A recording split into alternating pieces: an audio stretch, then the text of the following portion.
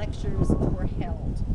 And there was one specific lecture in 1794 with the topic, the physiology of plants.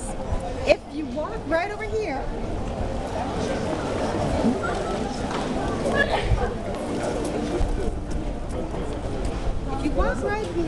you see copper circles. Okay, these copper circles, they start at this house. Okay, well, not really at this house, because this is Apollo. This is not where Schiller lived, but it was the house that was here before this house, also destroyed in the Second World War. And as I said, this is where Schiller lived, one of the places he lived in Munich. After this lecture, and both Schiller and Goethe attended this lecture, Schiller gathered up all his courage, and he asked Goethe, what did you think about the lecture? This was the beginning of their friendship.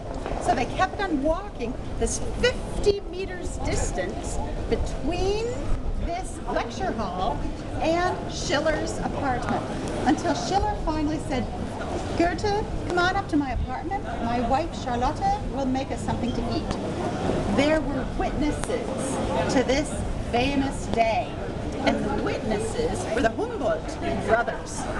And the Humboldt brothers were living where this house would, right here, would have been, where it says Drogerie Müller, okay, with the orange.